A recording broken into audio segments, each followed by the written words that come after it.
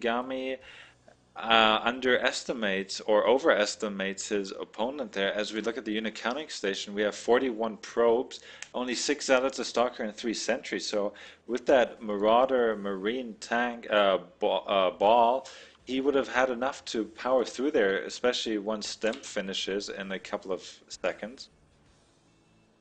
STEM definitely would make the difference in a battle. We see the worker count is almost identical. Aaron slightly ahead thanks to mules, and I think it was wise for him to fall back. He could have might have taken out maybe a few probes or maybe a pylon or two, but I do not think it would have been worth trying to dedicate too much time and a lot of his units to that attack. We do see him dropping third command center, so he'll most likely be taking the base at the bottom right, at the bottom left of the map. That is correct. Now we see the starport taking over the reactor from the factory, as we see the first two medivacs being made here to support those Marines and Marauders who have STEM, as well as concussive shells as armor level 1, and combat shields are on its way, and blink going down for our Protoss here.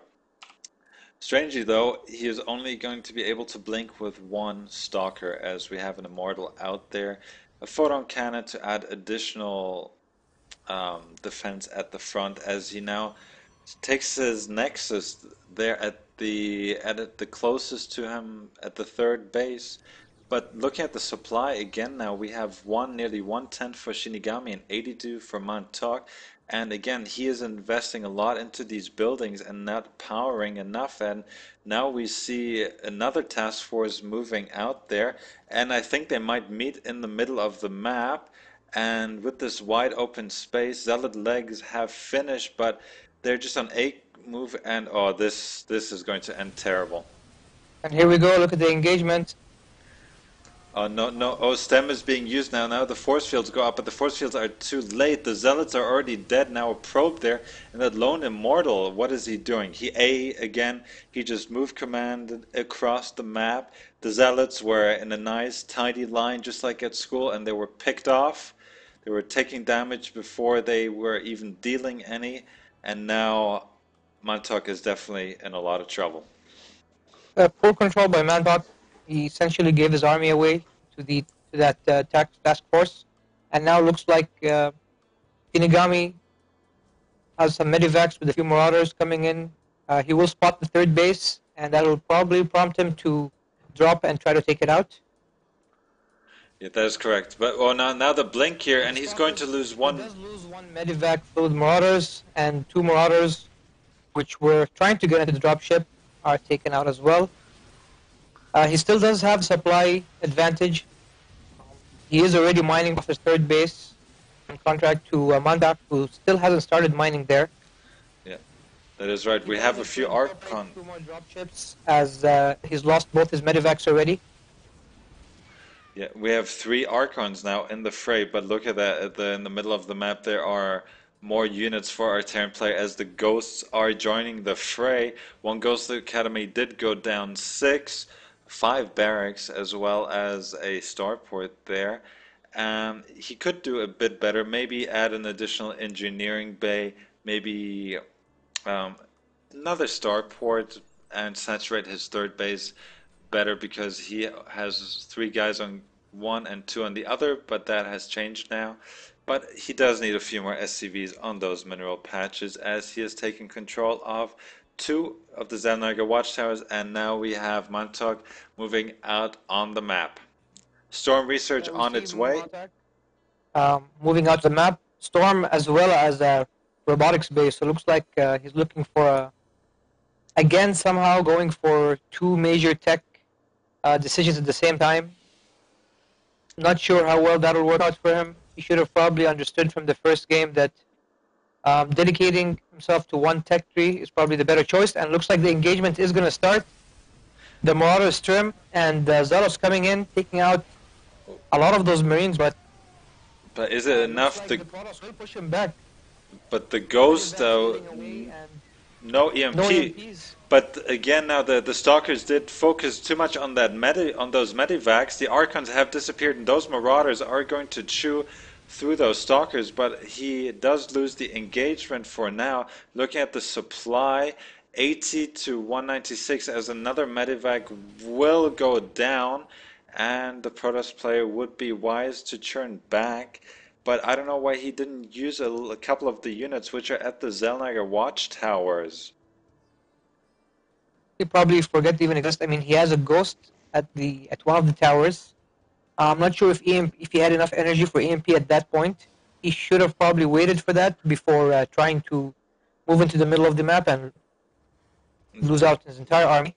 That's correct. And look at. Please go ahead. Yeah, sorry about that, Cal. Sorry to cut you off there. We have a barracks explosion going up or happening in Shinigami's base as he adds another 5 barracks there.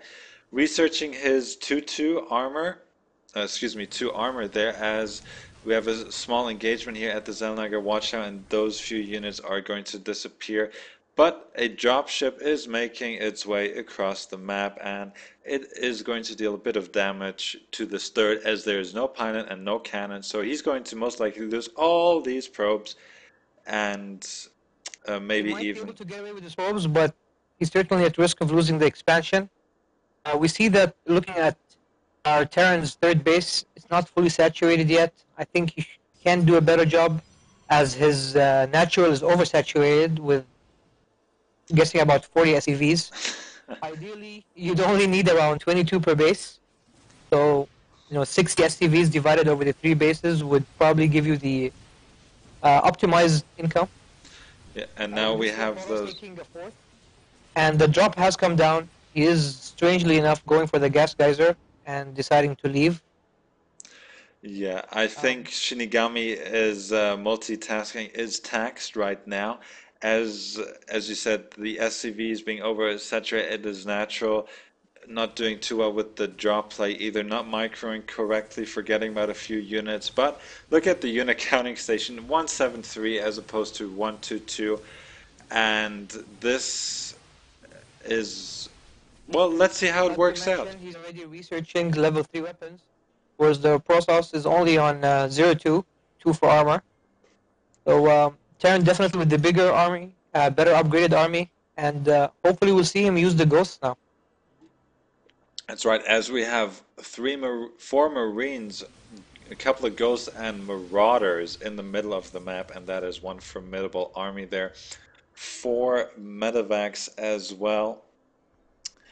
It's all going to come down to how the Protoss gets his storm down. A few good storms will decimate this army, regardless of size and upgrades. Shinigami should probably watch out, maybe try to push his ghosts first to try and take out the snipe or EMP these Templars. But it looks like he might be considering going after the 4th base. Yeah, and I think that would be the best thing he could do at this base, as again there is only 1 pylon but no probes, and yeah, that pylon's going to go down, and there's nothing Manto can do to save that 1 base right there. Now look at the base. We have 4 Colossi now, so he's finally got the unit composition he's been looking for. 5th Colossus walks in now. Storm and Colossi, not a good sight for any Terran. But we see him move to the 3rd base, so if he can take this base out and stop the income for Mantok, he might be able to go back and... but looks like he's going to stay for the engagement. I don't think that's a wise decision. A few good storms can take out this army, and there we see the first storm. Second storm, and the Colossi just melting everything away. Yeah. Great engagement by Mantok. And another storm goes by, and now he has the supply lead. Yeah, that is correct. Viking production has started for our Terran player, but I don't know if it's going to be enough, as a few Marauders are on move command. And now stemming, trying to take out a few Zealots, but the blink in, and these Marauders are history. As he's trying to get that 5th base, and he is still not mining. Looking at the income, 240. What is Shinigami doing? Where are all his SCVs? They're all on 1 mineral patch. 1 mineral patch, that's right. And looks like the Protoss is just going to make his way in, and I don't see how Terran can possibly defend this or come back into the game. Yeah, that is right. The Vikings churning away, but there are enough stalkers to take care of that. And he should have pulled his SCV to buffer, but uh, this is all but I don't over think for it would have made much of a Shinigami. difference. Yeah, I think the moment he lost that engagement at the Protoss third, it was all but over. yeah, that is correct. And now no more mining at all. The Protoss running into the production facilities of our Terran player, and we should see GG at any time as the supply is 25 to 182. So it looks like Shinigami just trying to take a deep breath, try to maybe look back at what his mistakes were. I definitely think, just like our good friend Dan, that he did throw away his lead. His minerals at some point reached to the thousands. I think he should have built way more racks. Maybe those 5 racks he built towards the end should have probably been there a few minutes before. And yeah, like I said, the engagement at the Poros third, that made all the difference. He essentially just stimmed in and let his army try and kill off the Protoss without any micro. And there's the GG. Yes, so it is 1-1 1-1, I in this believe. best of three. Good change. Last week, most of our games were only very quick 2-0s. So it's good to see this cup starting with a best of 3. But I'd like to point out that both of these players are not up to what we're used to seeing, but again, we're all trying to have a good time here. As I'm just going to see where Montauk hangs out. Montauk is let me check. He is a platinum player. He's up in plat. Not bad at all for him. And just checking on Shinigami. Shinigami plays in. Oh, he's up in diamond. So they're not too far apart, but it does show that both players are not up there in the Masters League compared to our someone like Exothermic or Van Mesian. But let's see what the third and final game will bring. And Cal, what do you think? What do you think a good map for the Terran player would be to choose for this last game? I'm not sure of the map pool, so it's going to be tough to decide. I do think I do think the last map they played was beneficial for Terran, as as the spaces were wide and he's able to abuse the drop. We didn't see him do that, unfortunately. We he didn't use the map to his advantage. He does have a few choices. I mean, let's see what he goes for. And yes, Generally, any bigger map is favoring the Terran. oh, whoa, whoa, whoa. Checkers Plateau. I do not think that's a great choice for him. It is a wide open map, but it's still not as big as some of the others. He might feel comfortable in it, so let's see what he does. Yep. So now Mantog asking if, excuse me, Exothermic asking if we're ready, and we're all ready to go. This is the first game that we're casting of today's SC2 MENA Cup between Mantog and Shinigami. So, my name is Winners. With me is Cal. Last week we were an Archon. We were together in the same room casting, but unfortunately it wasn't possible this week. I'm in Dubai, and Cal is in the capital, Abu Dhabi, and we're talking to you live to the world on the internet, bringing you fabulous games. As the countdown has now finished, Shakura's Plateau is loading, and this will be a treat for both of us. That's right. Welcome everyone to Game 3 of this best of 3 so far. On Checkers Plateau, spawning as the red Terran on the top right corner is our friend Shinigami, winner of the first game, loser of the second. And in the bottom left corner, we have our yellow Protoss spawning Mantok. That is correct here. Let's hope he Mantok does not forget his first final like he did in the second game, which we had to restart because